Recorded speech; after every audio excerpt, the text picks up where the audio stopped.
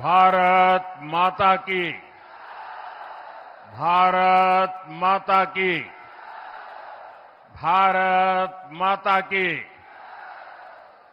विषहरा माता की, मां उग्रतारा स्थान, बाबा सिंहेश्वर स्थान, महादेव और बाबा कारू खिरहरी स्थान के यही पावन धरती पर हम सबके प्रणाम करे छी। अहा सबक स्नेह आ अपनत्व हमार हृदय के गहराई कोना तक छू गेले। साथियों, बिहार में पहले चरण के मतदान के लिए अब सिर्फ 2 दिन बाकी है। 6 नवंबर की सुबह सहरसा और मधेपुरा वोट डालेगा। यहां अनेक साथी हैं जो आपके जनप्रतिनिधि के लिए, मैं उनके लिए आपसे आशीर्वाद मांगने आया हूं। और इस चुनाव में बहुत सारे मेरे नौजवान बेटे बेटियां हैं जो पहली बार वोट डालने वाले हैं। मैंने जब जीवन में पहली बार वोट डाला था तो मेरे मन में एक इच्छा थी कि मेरा वोट फेल नहीं जाना चाहिए। हवा का रुख देखूंगा और मेरे वोट से सरकार बने, ऐसा मैंने पहला जब वोट डाला तब सोचा था। और मेरी वो खुशी रही कि मैं सफल हो गया। अब मैं आपको भी कहता हूं, अपना जो पहला वोट डालेंगे ना, वो सरकार बनाने वाला वोट चाहिए। करेंगे? और एनडीए की सरकार बनने वाली है। आपका वोट एनडीए की सरकार को मजबूती देने वाला है। और इसलिए सभी नौजवान बेटे बेटी जो पहली बार वोट डाल रहे हैं, उनको मेरा विशेष आग्रह है कि इस बार आपका वोट एनडीए की सरकार बनाने वाला वोट होना चाहिए। गठबंधन को बहुत बड़ी ताकत देने वाला एनडीए के जो साथी हैं, जो इस चुनाव के मैदान में एकजुट होकर लड़ रहे हैं, उनको विजयी बनाना है। और दूसरी तरफ जो जंगल राज वाले हैं, उनको ऐसा पराजय देना है, ऐसा पराजय देना है कि वो बिहार का कभी बुरा सोच भी न सके। आपका वोट विकसित बिहार के लिए होना चाहिए।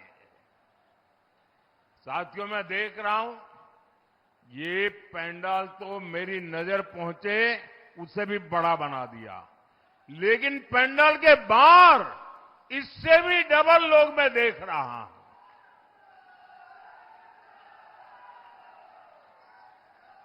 साथियों, ये दृश्य ये साफ साफ दिखा रहा है कि एनडीए की सरकार फिर एक बार बनने जा रही है। विकास की राह और मजबूत होने वाली है। नौजवानों के सपने पूरे होने वाले हैं। माताओं बहनों की सुरक्षा की गारंटी पक्की हो रही है। भाइयों बहनों, साथियों, बिहार का युवा बिहार में काम करे, बिहार का युवा बिहार का नाम करे, ये हमारा संकल्प है। ये काम एनडीए को दिया आपका एक वोट करने वाला है, आपके वोट की वो ताकत है। कोसी और मिथिला के मेरे भाइयों बहनों, बीते वर्षों में बिहार विकास की रफ्तार पकड़ चुका है।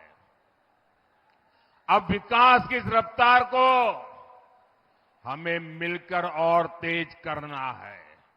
इसलिए फिर एक बार एनडीए सरकार, फिर एक बार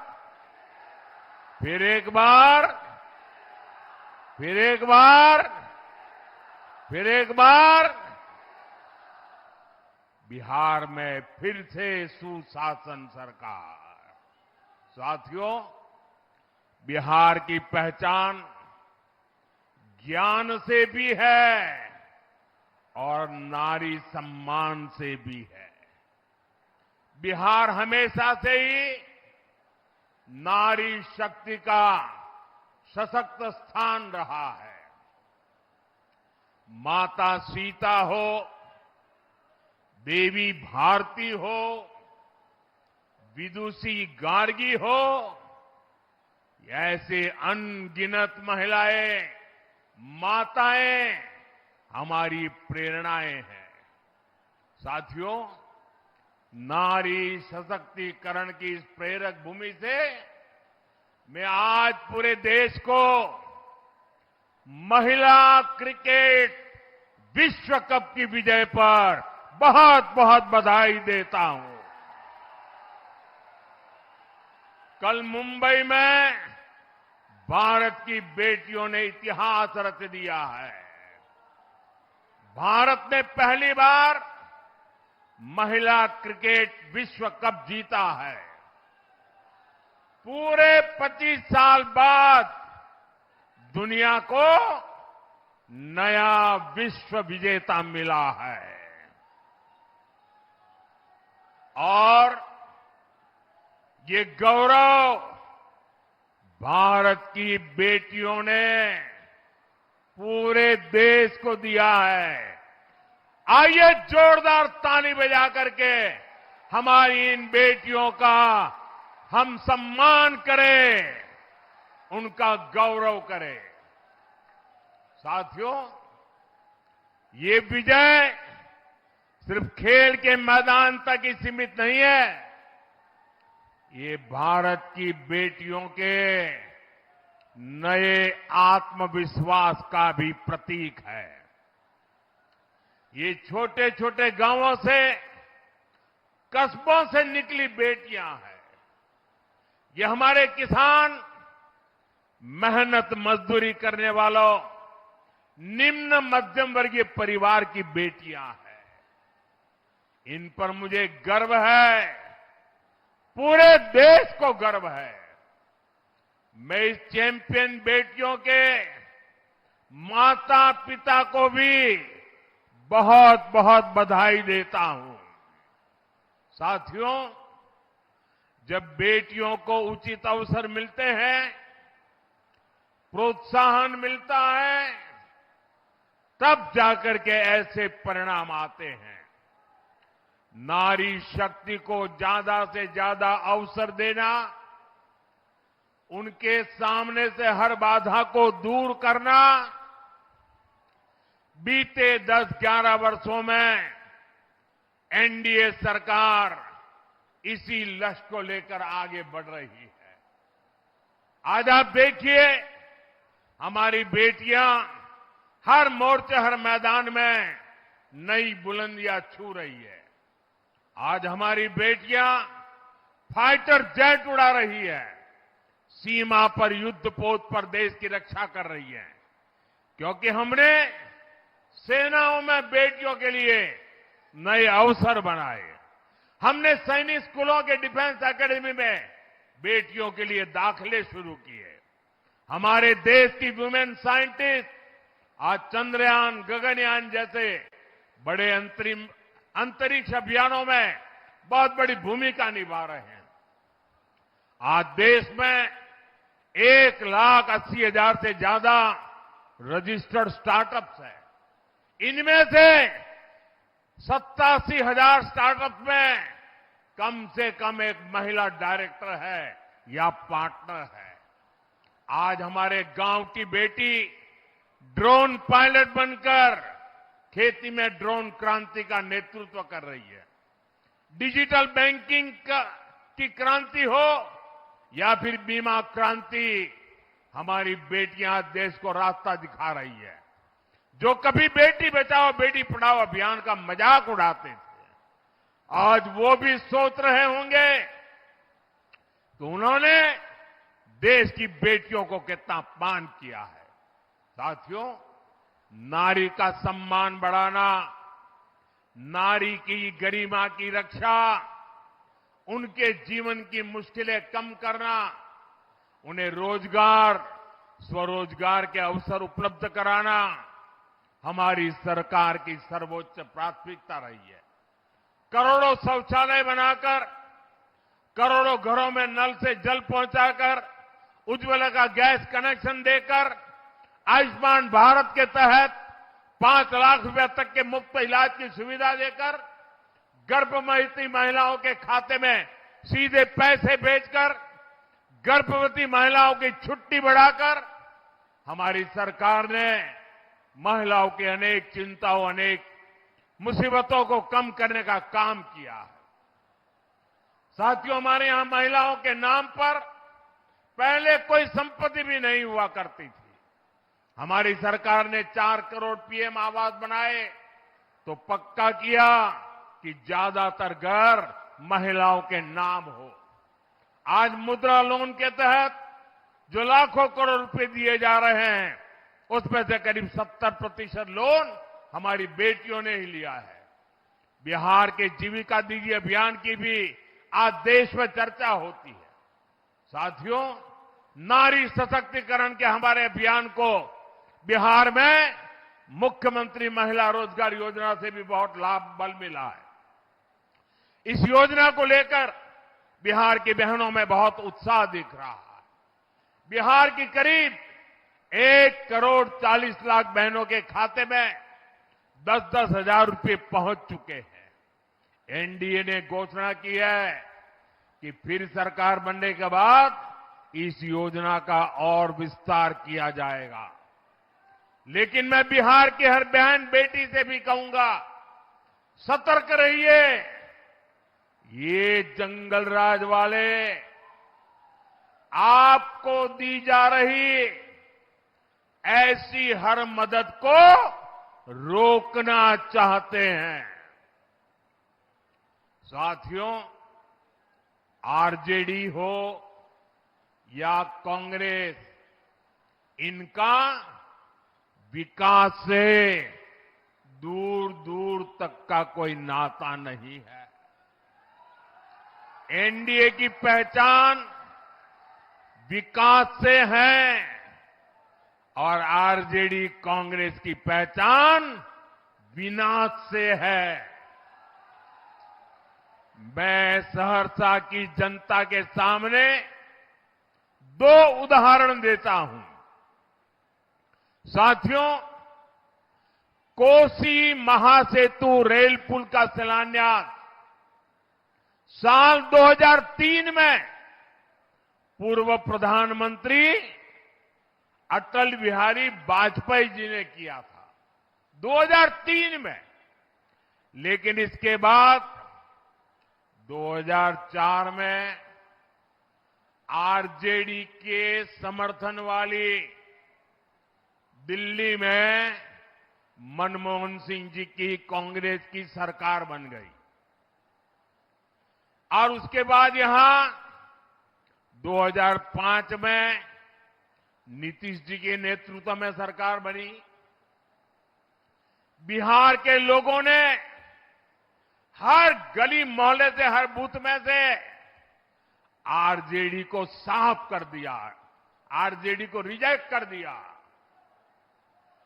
और इसके कारण ये आरजेडी वालों का पारा, उनका अहंकार 7वें आसमान पर पहुंच गया। वो बिहार के लोगों पे इतना गुस्सा किए कि बिहार को बर्बाद करने पर तुल गए। अब दिल्ली में उनकी सरकार थी, दिल्ली की सरकार उनके समर्थन से चल रही थी, इसलिए इन्होंने दिल्ली सरकार में बैठ करके मनमोहन सिंह जी और सोनिया जी की बगल में बैठ करके बिहार का बदला लेना शुरू किया। नीतीश बाबू की सरकार का बदला लेना शुरू कर दिया और इन्होंने क्या किया, जितने बिहार के लोगों की भलाई के प्रोजेक्ट थे, ये सारे प्रोजेक्ट पर ताले लगा दिए, बिहार का पैसा रोक दिया। कांग्रेस आरजेडी ने कोसी महासेतु को लटका दिया। इन्होंने आपका बदला लिया, आपको बर्बाद करने का रास्ता लिया। उनकी उस पाप की सजा देने का अवसर आया है। साथियों, 2014 में आपने मुझे दिल्ली में बैठ करके देश की सेवा करने का मौका दिया। आपके आशीर्वाद से मुझे वो मौका मिला। एनडीए की डबल इंजन सरकार बनाई। अब आपने मुझे सेवा का मौका दिया, बदला लेने वालों को वहां से भी हटाया। मैंने नए सिरे से इसकी फाइल मंगाई, नई तेजी से काम शुरू किया, कोसी महासेतु के लिए पैसे दिए, काम शुरू हुआ और आखिरकार साल 2020 में एनडीए सरकार ने बिहार को ये पुल बना करके सौंपा। साथियों, आरजेडी कांग्रेस की बदले की राजनीति के कारण सालों तक बिहार के लोगों को भुगतना पड़ा। एक समय था जब कोसी मिथिलांचल के बहुत बड़े हिस्से के लोगों को 300 किलोमीटर का सफर करके इस पार से उस पार जाना पड़ता था। आज वही 300 किलोमीटर का सफर 30 किलोमीटर से भी कम रह गया है। हुआ है कि नहीं हुआ है भाई? आप जरा बताइए, हुआ है कि नहीं हुआ है? ये काम हमने किया है कि नहीं किया है? ये काम उन्होंने रोका था कि नहीं रोका था? जिन्होंने आपका नुकसान किया उनको सजा होनी चाहिए कि नहीं होनी चाहिए? पूरी ताकत से बताइए, सजा होनी चाहिए कि नहीं होनी चाहिए? इस चुनाव में उनको सजा दोगे? पूरी तरह सजा दोगे? और साथियों, हमने सिर्फ कोसी महासेतु ही बनाया इतना नहीं है। कोसी नदी पर अनेक पुल बन रहे हैं, चौड़ी सड़कें बन रही है। कोसी नदी पर ही देश का सबसे लंबा पुल मधुबनी में बन रहा है। आज यहां वंदे भारत और अमृत भारत जैसी आधुनिक ट्रेनें चल रही हैं। साथियों, दूसरा उदाहरण भी कोसी नदी से जुड़ा है। कोसी में भीषण बाढ़ ने अनेक परिवारों को उजाड़ा है। हमें अपनों को खोना पड़ा है। सहरसा हो, सुपौल हो, मधेपुरा हो या अररिया, हर साल बाढ़ आती थी, खेत बर्बाद हो जाते थे। लेकिन कांग्रेस हो या आरजेडी, इन्होंने सिर्फ वादे किए। ये लोग आपके दुख को कभी समझ ही नहीं पाए। साथियों, एनडीए सरकार ने कोसी की बाढ़ से बचाव के लिए एक के बाद एक कई कदम उठाए हैं। हमने बाढ़ के कहर को रोकने के लिए 11,000 करोड़ रुपए से अधिक की योजनाएं बनाई है। 11,000 करोड़ रुपए। ये पैसा कोसी, बागमती और गंडक नदी बेसिन में बाढ़ नियंत्रण के लिए सुरक्षा कवच बनेगा। यहां तटबंधों को मजबूत करेगा। साथियों, हम एक दूरगामी समाधान पर काम कर रहे हैं। हमारी सरकार कोसी और मेची को जोड़ रही है। ये कोसी मेची लिंक प्रोजेक्ट अब बर्बादी नहीं, समृद्धि लाएगी। इससे 2 लाख हेक्टेयर भूमि को पानी मिलेगा। साथियों, हम सिर्फ पूर्वी कोसी ही नहीं, पश्चिमी कोसी नहर को भी नया जीवन दे रहे हैं। इसे सिंचाई का दायरा बढ़ा रहे हैं। मैं बिहार एनडीए की टीम को भी बधाई देता हूं। एनडीए ने अपने घोषणा पत्र में बाढ़ नियंत्रण के लिए बड़ी योजना घोषित की है। साथियों, कोसी और अन्य नदियों पर जो ये पैसा हम खर्च कर रहे हैं, इससे मछली पालकों को, मखाना किसानों को भी बहुत फायदा होगा। और आप तो देख ही रहे हैं, मछली और मखाना वालों को हमारी सरकार कितनी मदद कर रही है। मखाना के लिए मखाना बोर्ड बनाया गया है।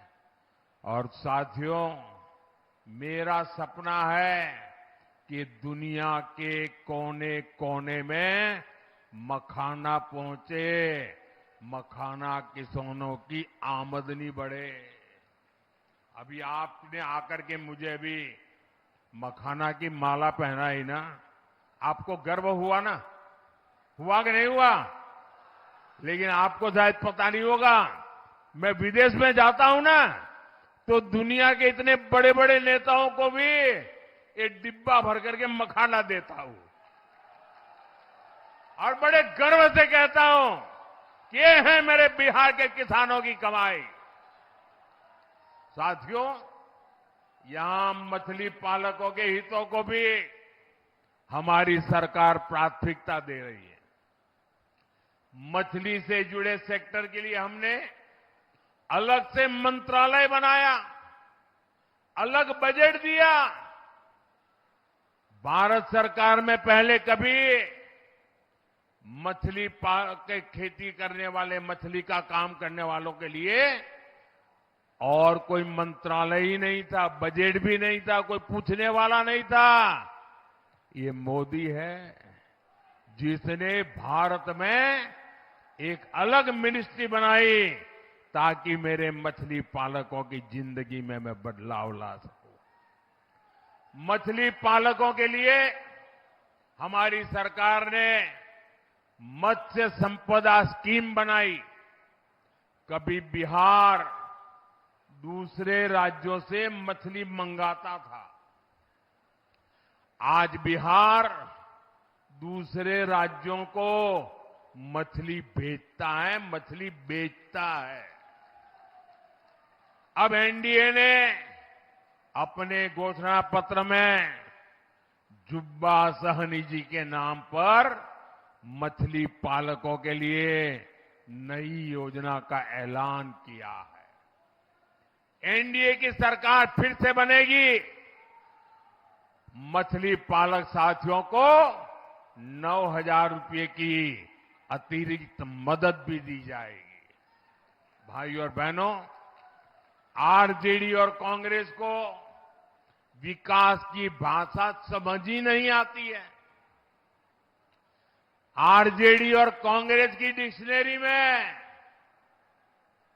क्या शब्द है, क्या भावनाएं भरी पड़ी है, क्या आदतें जुड़ी हुई है, आरजेडी और कांग्रेस इनकी डिक्शनरी में कट्टा, क्रूरता, कटुता, कुसंस्कार, कुशासन और करप्शन ऐसे ही शब्द भरे पड़े हैं।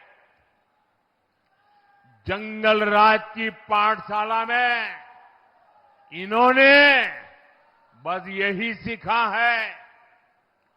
युवा साथियों, आपके माता पिता ने वो दौर देखा है जब हमारे रक्षक भी सुरक्षित नहीं थे। खुद पुलिस वालों की जान संकट में रहती थी। माताओं बहनों, दलित, महादलित, पिछड़ों, अति पिछड़ों के साथ तो क्या क्या नहीं होता था।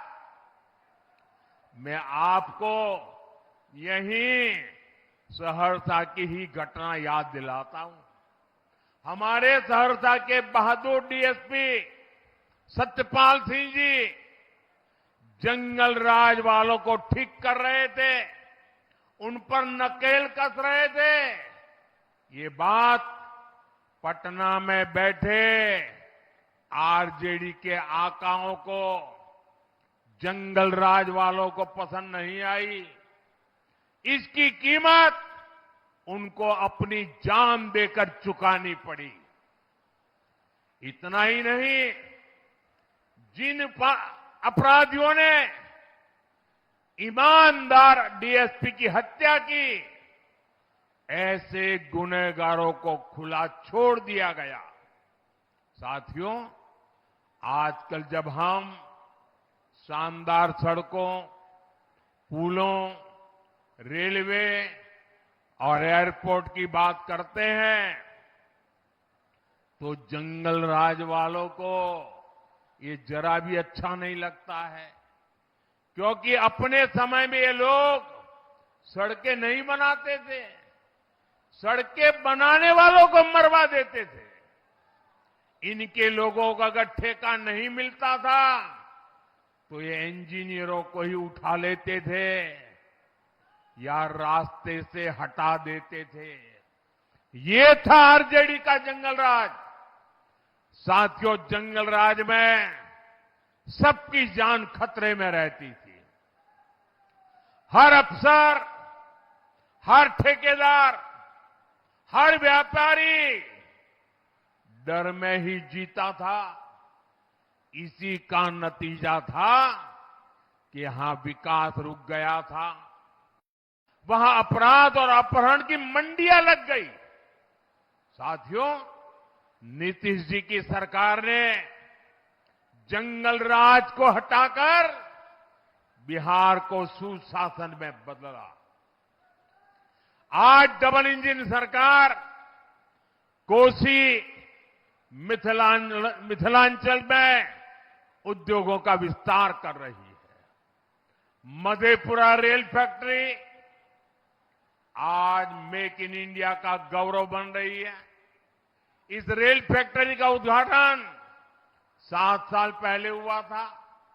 हाल में ही यहां से भारतीय रेल को 500वां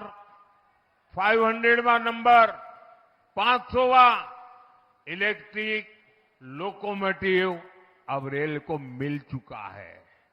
साथियों, आज ये क्षेत्र इलेक्ट्रिक लोकोमोटिव दे रहा है।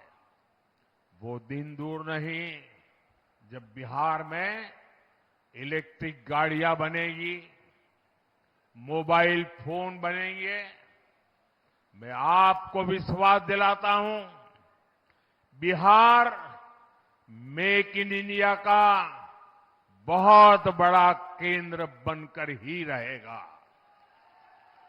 साथियों, कांग्रेस और आरजेडी के जो नामदार है, ये लोग जमीन से भी कटे हुए हैं। ये लोग भांति भांति के सपने भले देखते हो।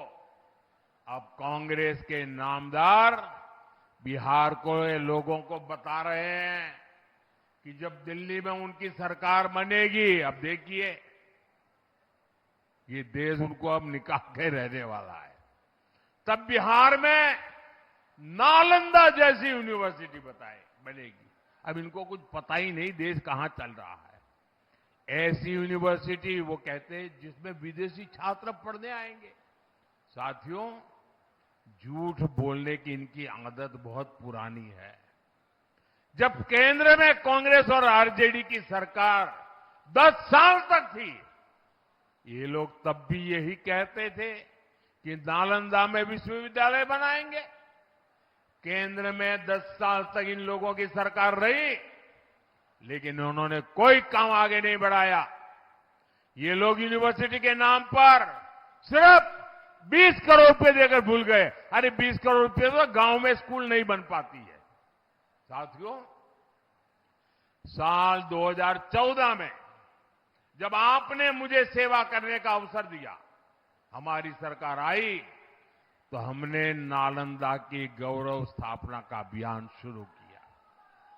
पूरे मन से, पूरे परिश्रम से हमने 10 साल में यूनिवर्सिटी को 2000 करोड़ से ज्यादा का बजट दिया। कितना? आंकड़ा याद रहेगा आपको? कितना? 2000 करोड़ रुपया। कितना? जरा पूरी ताकत से बताइए, हाथ रहना चाहिए। कितना?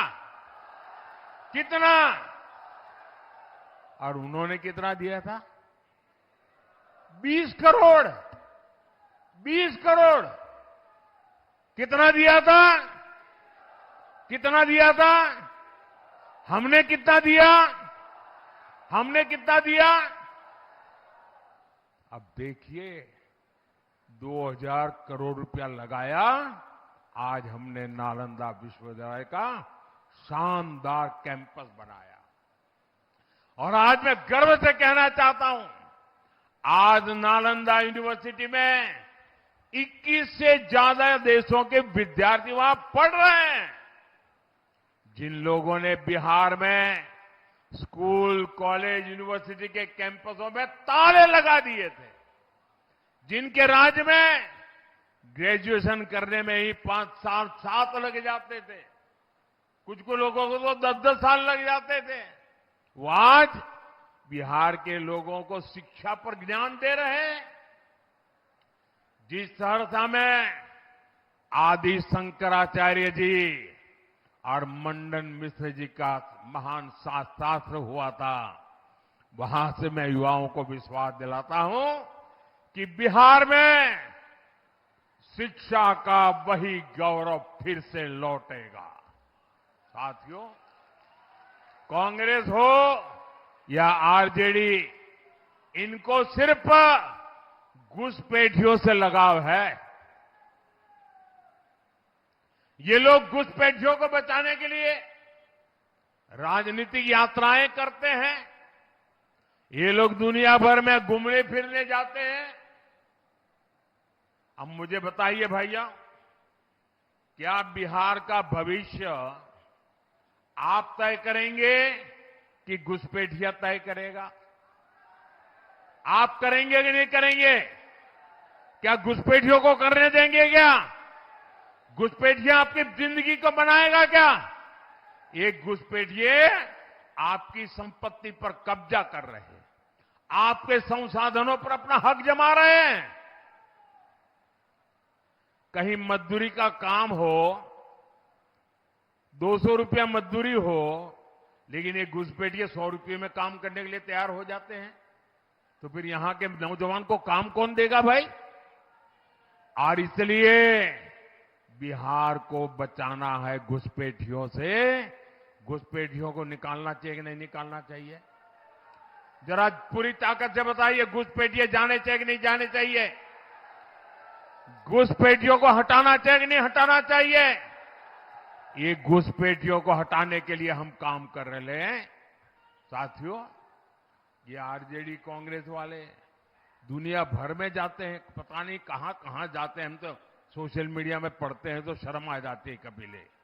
लेकिन इन्हें राम मंदिर की यात्रा का समय नहीं मिलता।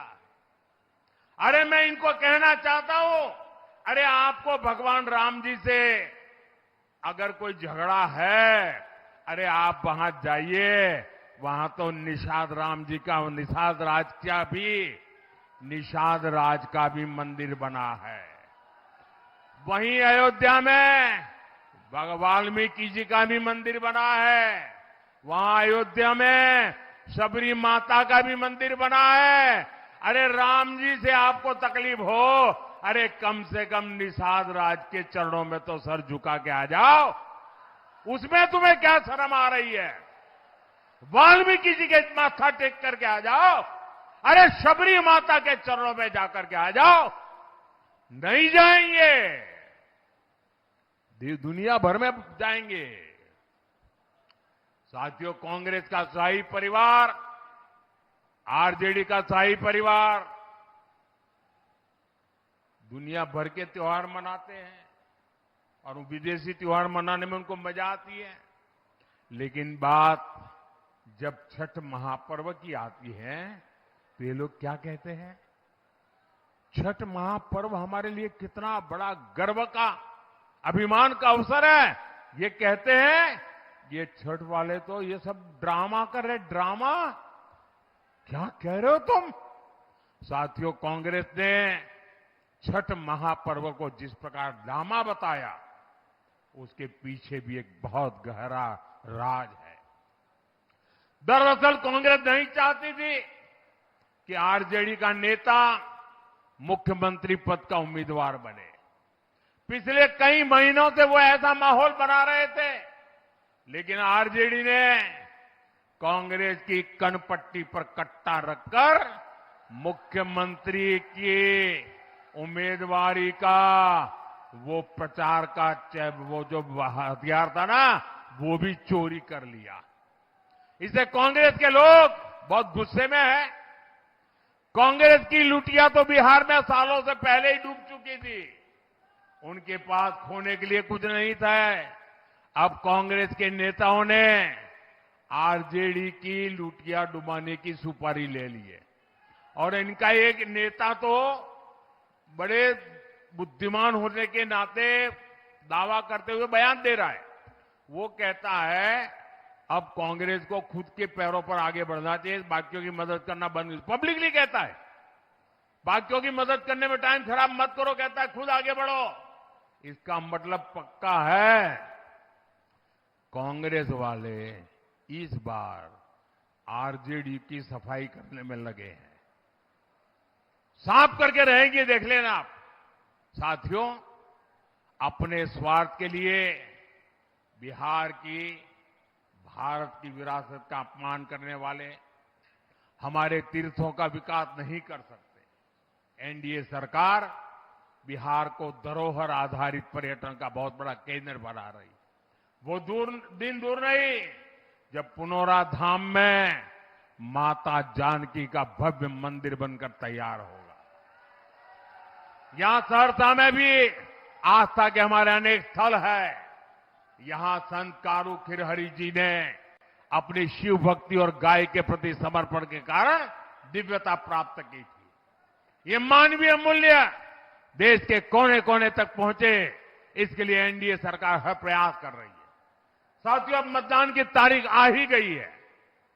मैं दूसरे राज्यों से यहां अपने गांव में दिवाली और छठ पर्व मनाने जो साथी आए हैं, उनको मैं खास कहना चाहता हूं, आप आए ही हैं और अगर आपका वोट आपका यहां पर है तो वोट दिए बिना वापस मत जाना।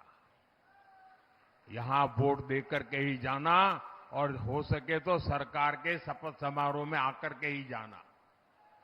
आपका वोट विकसित बिहार बनाएगा। याद रखिए, पहले मतदान फिर जलपान, पहले मतदान फिर। एक बार फिर आज इतनी बड़ी संख्या में यहां आने के लिए, हमारे इन सभी उम्मीदवारों को आशीर्वाद देने के लिए मैं जरा हमारे इस चुनाव के उम्मीदवारों को कहूंगा, आगे आ जाइए आप लोग, आगे वहां खड़े हो जाइए। हाँ, वहां खड़े हो जाइए सब लोग। जो भी चुनाव लड़ रहे हैं उनसे मेरा आग्रह है, जरा आगे आ जाइए, थोड़ी जगह कर लीजिए। मैं वहां आकर के आप सबको मिलने वाला हूं, थोड़ी आगे जगह कर दीजिए, मैं आ रहा हूं आपके पास। हाँ, सब खड़े हो जाइए। यहां आप सबके आशीर्वाद मेरे इन सभी साथियों के ऊपर रहे, ताकि बिहार को नई ऊंचाई पर ले जाने का मेरा जो सपना है वो मैं पूरा कर सकूं। मेरे साथ बोलिए, भारत माता की, भारत माता की, भारत माता की। बहुत बहुत धन्यवाद।